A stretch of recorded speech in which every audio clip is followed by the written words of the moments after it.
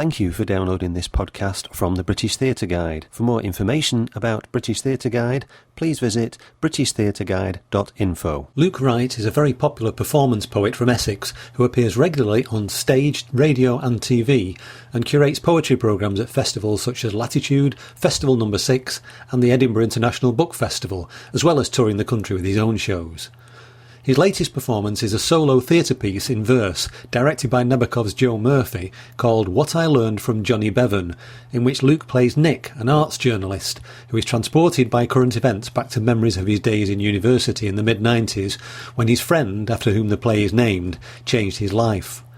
When I spoke to Luke, I first of all asked him, who is Johnny Bevan? Well, Johnny Bevan is the antagonist in this story I've written, poem. I don't know.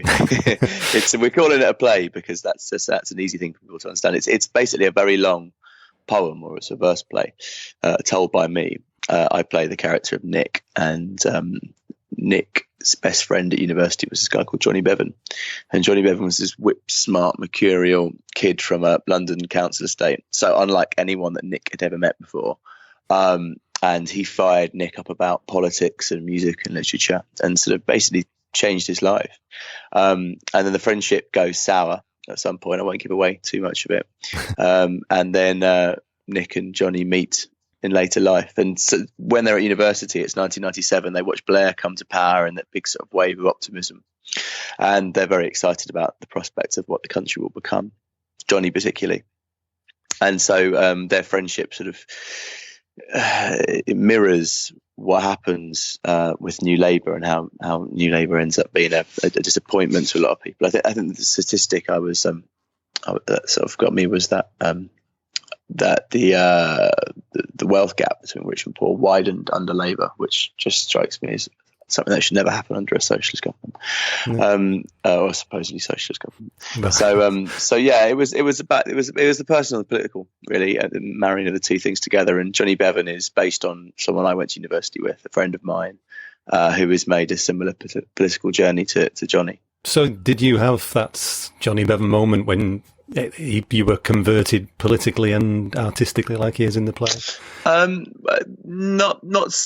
It's never as simple as that in real life. No. You know, you simplify things down, especially if you've got to fit everything into an hour. So yeah, it wasn't a massive awakening for me. There was a number of people who sort of did the things for me that Johnny Bevan does for Nick in the play. Yeah. Now, this is set, it's partly set in modern day, and it takes us back to 1997 and the Blair election. You would have been quite young at the time, so yeah, I was quite young back then. I was 15. I didn't vote in that election, so I had to sort of do a bit of research and stuff. A lot of your poetry is political, but this is in political terms. It's sort of before your time. It's before you were politically aware, I suppose. So why did you want to root your story in this era? Well, I mean, it is my era in so much as that I came of age under the premiership of Tony Blair. It is the defining story of my 20s. The political story of my 20s was Blairism and what happened to it. So whilst in 1997 I was 15 and I was aware of it. I remember Tony Blair coming to power, but I wasn't politicised. I was politicised quite soon after that, like a couple of years after that. So it is, I feel very much like it is the political story of my time. And it made dramatic sense to have these characters just be a couple of years older than me, watching this happen, rather than it's sort of, just dramatically. It's more interesting to have them actually watch the election and then be let down by it later on, rather than sort of, have the election happen like a couple of years before and you were living in the middle of Blairism. By the time I came to university, I remember it was, we didn't vote Labour, me and my friends, in 2001, because we already felt that like Blair and Labour were to the right of where we wanted to be. I remember that very much, thinking that about Blair, even in 2001 before Iraq. So that was my coming of age sort of thing. But so I wasn't caught up in the optimism of it. By the time I came to the New Labour project, they were already in government, and I guess some of it was it wasn't very profound political thought, and it was kind of just almost kicking against the people in power, as much as it was sort of a coherent sort of understanding of what Blairism was and what socialism was, I think, initially. Yeah, so you're sort of tracing those back to the route to 19. I do remember that, and there was this feeling of everything was going to change. There was going to be this this triumph. We were going to convert to, well, the word socialism was already a bit of a dirty word. It's coming back into the Labour Party now a bit, but yeah. So you came into it when it was already going a bit sour, and you've now traced it back. Well, yeah, maybe a little bit. Yeah, I wouldn't say that my initial distrust of Blair and the new Labour government was particularly profound. I think it was more, I was 18. I think it was more of a childish sort of like kicking out against the people in power. But like, I look back at it now and I understand. I mean, the thing is, what I find interesting is the optimism. I mean, I guess after 18 years of a Tory government, much of it spent under Margaret Thatcher, I think anything was better than that. And so I understand the optimism in those terms. But there was certainly, there were definitely people who were sceptical of Blair within the Labour Party. I mean, Blair was to the right of the Labour Party. That was never a secret, I think what happened with Labour at that point is they were so desperate to get into power that they were happy to get behind anyone they could, and they did. And I think that's probably what's going to happen with Labour, in sort of 8 years' time, or maybe in 6 years' time, because I think it's going to be a big challenge for them to. Well, I don't think they'll win in 2020. I was listening to.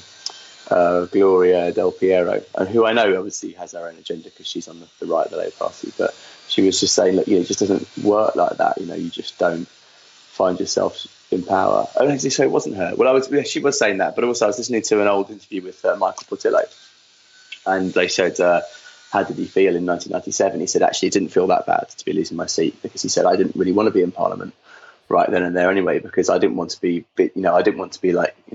trying to become leader of the Conservative Party, because I knew we'd be out of power for at least 10 years. He said, I knew we wouldn't win in 2001. He says, it doesn't work like that. And I know politics has changed a little bit, but I think that's it. I think it's a gradual process. Look at someone like Caroline Lucas in Brighton. I mean, the Greens in 1997 got 2% of the vote, and then they got 10% of the vote. Until up until 2010, when she finally got elected with 35 or whatever, 40% of the vote in Brighton. It's a slow process because people have to, as political prospects become. So I just don't think it's I just can't see Labour winning the general election in 2020 unless something massive happens. But I just don't think it will. I just don't. I just think politics, unfortunately, isn't like a film. It's actually it's sort of it's every day, and it's slow and it's gradual, and people need to feel that they can trust a new party. Yeah, there seemed to be an element in this story, and I'm trying not to give too much away about the story, but you said there's a big breakup between your narrator character you play, Nick, and Johnny Bevan, and when you meet him, you do actually reunite at the end. Oh, that's not giving too much away. And there's a shock. You've both sort of sacrificed what you thought were your ideals all those years ago, but you've both gone in completely different directions. Yeah. Is there a sense of trying to understand the type of people that Johnny Bevan has become, the people who have gone from Labour to voting UKIP or voting Brexit? Yeah, definitely an attempt to understand it. I think I was attempting to understand it in my 2013 show Essex Lie, and there was quite a lot of stuff about. I mean, I did this sort of straight out rant against Farage, and then I sort of turned it round in that show and talked later on about feeling. I think people have a sense that something they felt they had has been eroded, and so John Harris is very good in this sort of stuff. There's a really good long read on the Guardian's website at the moment. It's on their podcast as well, which John Harris talks about the future of Labour. And, people are looking for a solution to their problems, which is they don't have job security anymore. Their wages are falling in real terms. They're seeing their communities are changed, their high streets are changed. And, Britain doesn't look like they thought it would look, or how they imagined it would look. And they're looking for a political party to provide them with some kind of answers. And Labour has so far been unable to provide those answers, or to put it into a coherent, sort of snappy way. Whereas UKIP is, it's populist politics, and it's the same as populist politics has always been, which is they provide a simple solution. So the simple solution was like, look, the problem you've got here is that we're in the European Union, and if we leave the European Union, it will improve your lives massively. And of course, that in itself taps into the idea of immigration, which, again, is the scapegoat of immigrants. And the reason we're in this mess is because of the immigrants. Yeah. So you've got a double populist policy there. So of course it's attractive to people. I've long thought, people who vote UKIP aren't all a bunch of like loons and racists. So I've thought that for a long time. Like, I think I did initially. Kind of thought, what's that about? But no, I think I get it. I get it. It is up to the Labour Party to provide an alternative. And I think actually Labour are going to really suffer in 2020 in the North. I think you'll see UKIP taking seats from Labour at the rate things are going now. But then who knows? Because we got all the Brexit stuff to go through yet, which is going to change things massively. And actually, if it does end up causing a massive recession, which is very likely, then all of a sudden Brexit might not look like such a great idea after all, and UKIP might be exposed for being the fraudsters that I believe them to be. But we'll see. Yeah. Not all of the satire in this play is political, though. There are some great characters apart from Johnny Bevan himself. I mean, I particularly like the two PR girls. I've come across those types of characters all the time. They've got the accent of minor royalty, and they sort of push you around and tell you how wonderful everything is. But I try. There's a moment with this. So there's these two characters called Tilly and Millie who are sort of running the because the characters Nick. The play opens with Nick going to the press launch of a new festival on the site of the festival, which is a converted council estate which has been bought and gentrified and turned into like a big playground for weekend rock stars. And Tilly and Millie are sort of showing him around this thing. But that I guess that's kind of I've been to I spent a lot of time at festivals and events. I kind of understand the world of events. I've spent a lot of time doing that. No, I've had some criticism for that. People have not liked my portrayal of Tilly and Millie. They thought it was cruel. So maybe a bit close to the bone for some people, but I think it is a fair estimate. I think the point I'm making actually with those characters is that you've got like a couple of kids basically in charge of a thing, and actually what the festival is doing is it's sort of symbolically quite crass. It's taking this place where this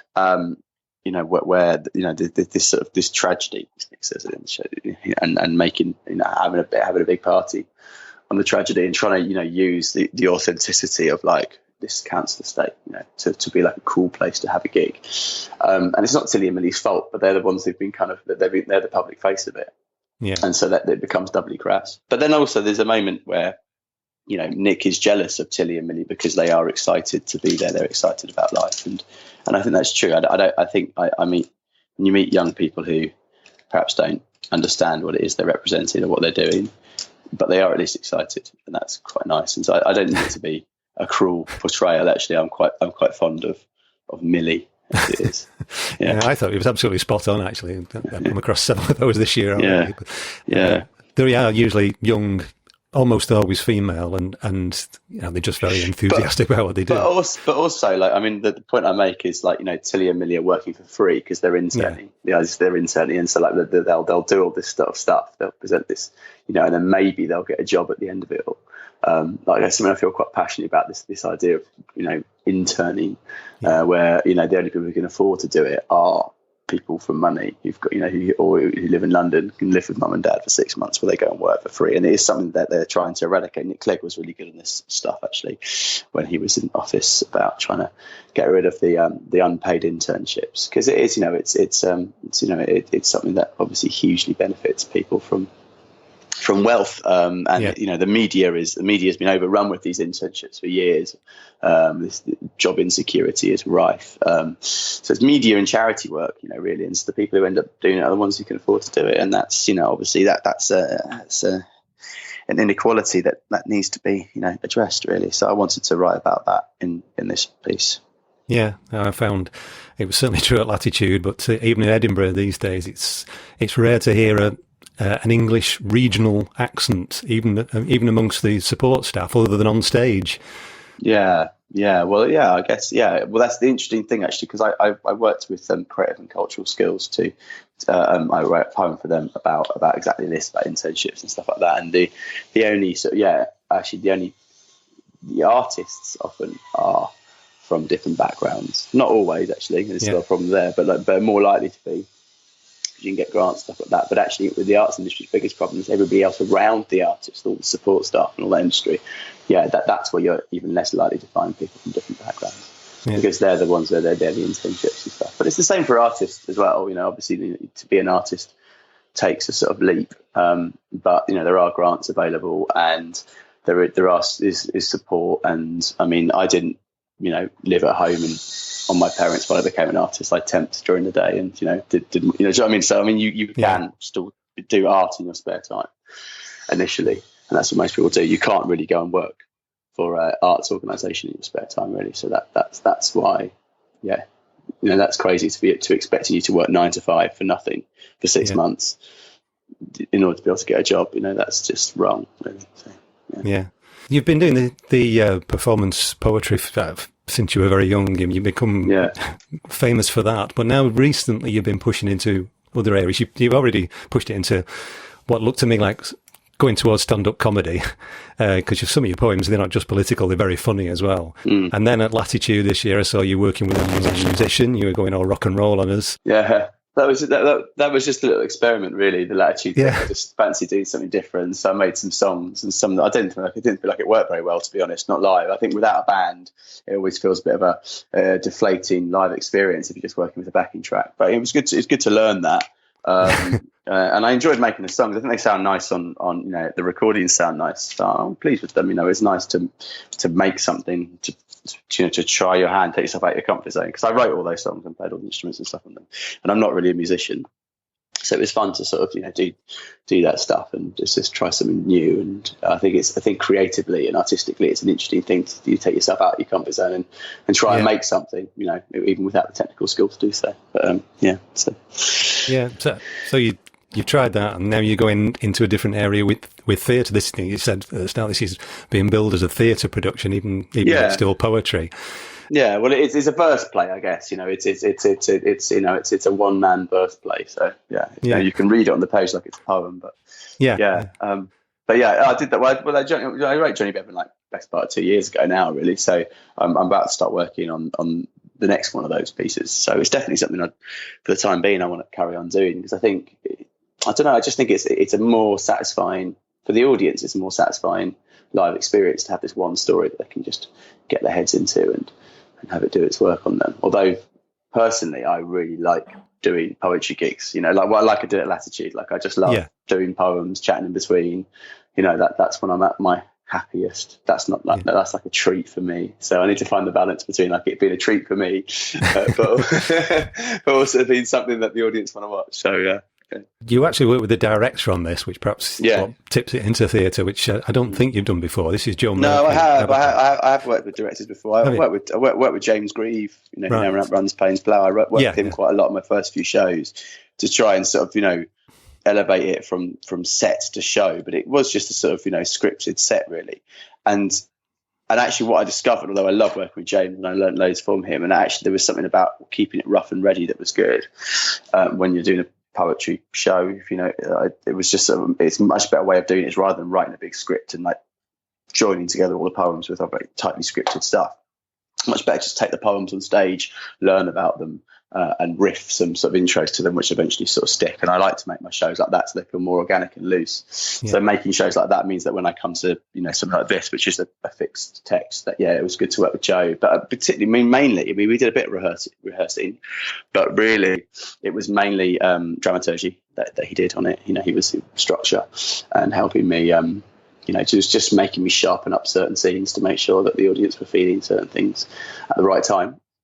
And then it was a case of when it came to performing it, he just got me to perform it naturally in the way that I felt the words demanded it to be performed, which is how I perform all my poems anyway. So there wasn't, he didn't really do lots of sort of, I need you to say this in this particular way or that particular way, or I need you to be standing in this position on the stage when you do it, or anything like that. It was very much, I want you to feel your own way around this piece. And then, and I really like working like that. That was good, because I don't like having to hold too many sort of stage directions in my head at any one time.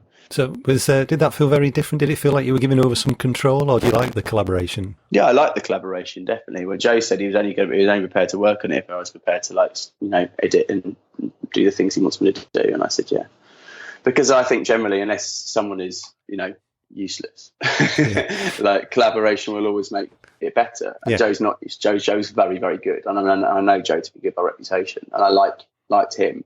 And the initial things he suggested, I thought made sense. So I was like, yeah, I'll give it a go. I mean, I've got the old version saved. Yeah. So it's not like I'm going to paint over it and never get it back. So yeah, I was prepared to do that. And I think that, you only ever get better. Yeah. With collaboration, no one's poetry collection is perfect until an editor's looked at it. I don't believe in this sort of pure artistic intent bullshit, someone else, fresh pair of eyes looking at something can make it better. And I've always felt that. I was part of the poetry collection for years. I've always had feedback on my work.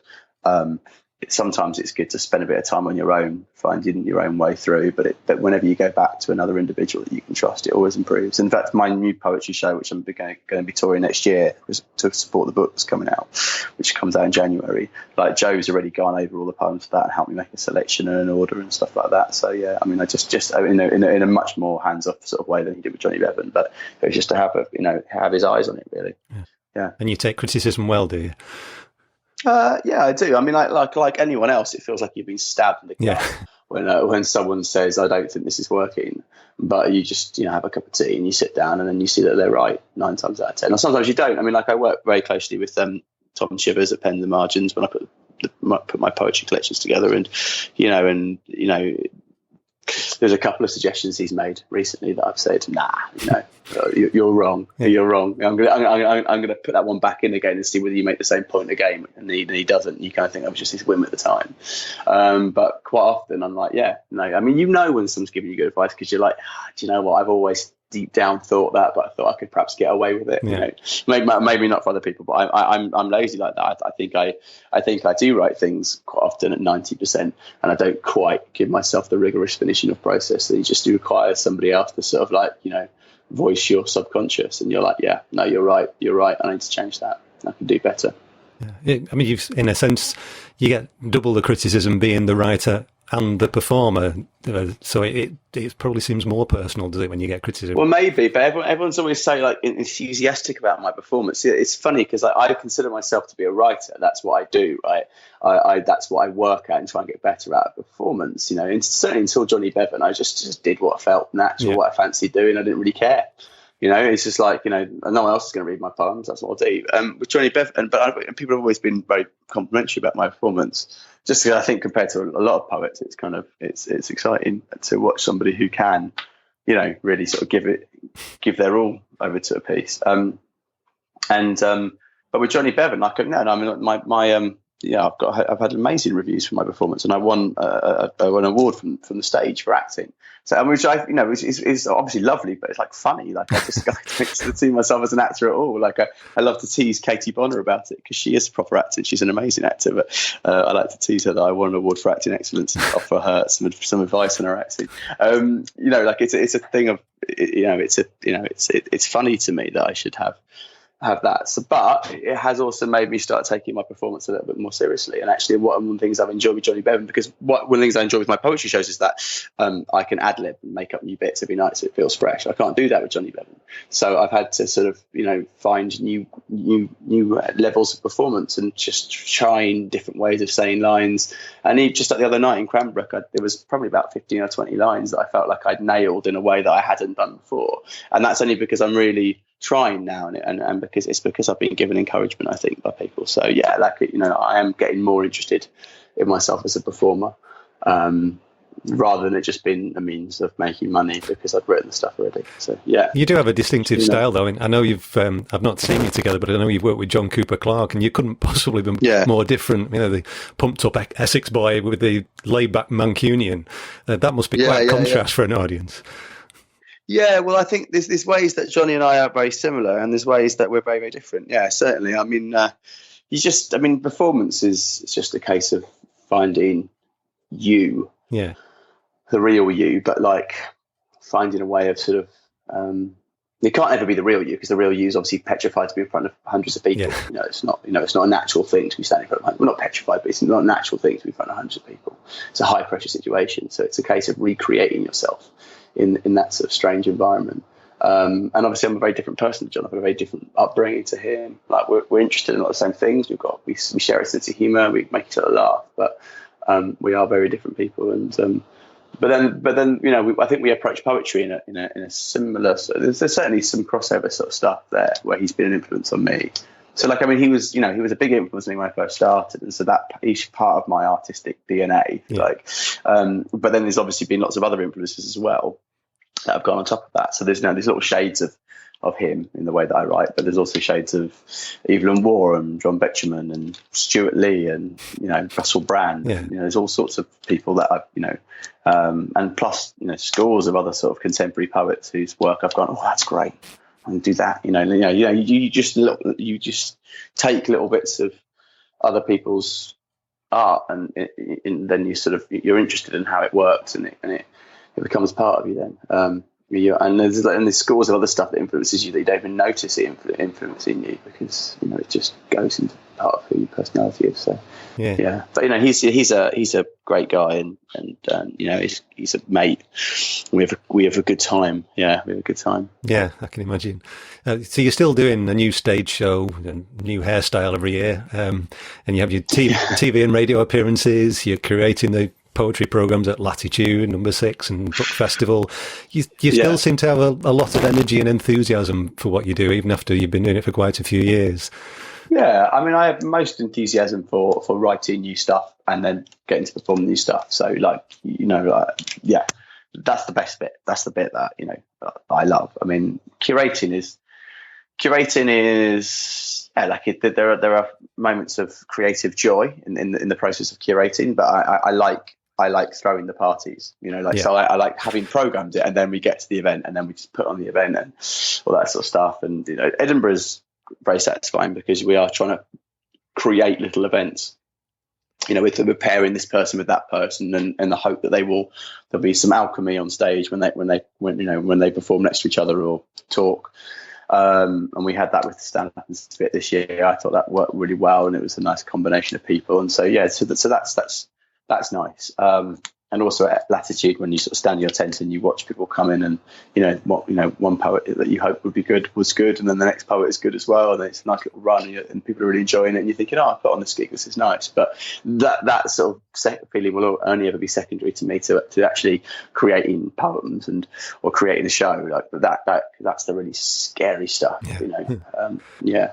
And is it that contact with an audience that you crave more than sitting at home with a notepad?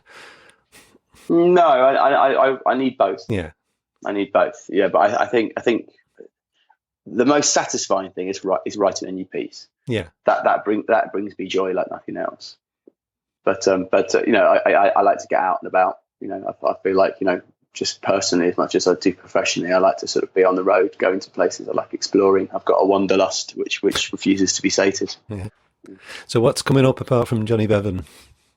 Well, mainly just Johnny Bevan to the end of the year, but there's a couple of John Kipper Clark gigs in there as well, a couple of poetry gigs. But it's actually my least poetry gig.